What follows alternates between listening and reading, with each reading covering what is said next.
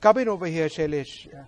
When you encounter something like this, when so many people have really tried hard for years to bring up these fines because that's something that works. It is working. It's already working. It's already working. And you encounter this. Doesn't it make that entire effort useless when you confront political leaders who don't value life? This is about valuing lives. The practical part is what I would always have been saying actually is it is all about national character, right? Because any fine which is levied on anybody is practically to reform something.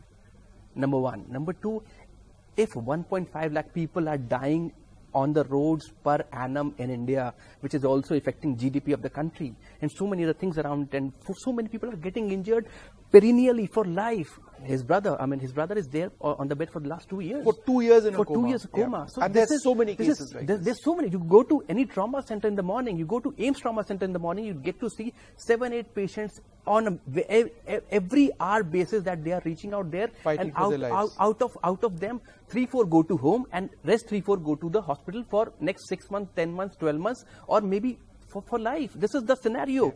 And why I am insisting that fine has to be there is just because it would bring in reformation. At least out of fear, people will be disciplined. Yeah. At least out of fear, people would not go wrong way. At least out of fear, they would wear helmet. At least out of fear, they don't do rash driving. And the best part about it is why, Mr. Vaman was saying that the victims are low income group people.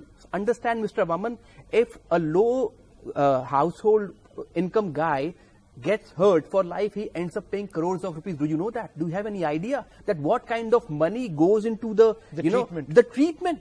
You're just asking for 5,000, 2,000, 1,000, whatever the case is. Ask your city people, ask your state people. How much more they would spend if people were hurt in accidents. To be more cautious on the road, to be more disciplinary, because this is a critical point. Yeah. I want to go back across to Garga Chatterjee. Garga, this is an important point. On the one hand, state governments can argue that, look, we cannot afford 10,000 rupee fines, 5,000 rupee fines. But how much more people end up paying when they are injured, if they can afford it at all? Shouldn't we be looking at that? Shouldn't that be the priority? First of all, let us all admit that traffic accidents and fatalities rising out of that is a serious problem. Number one.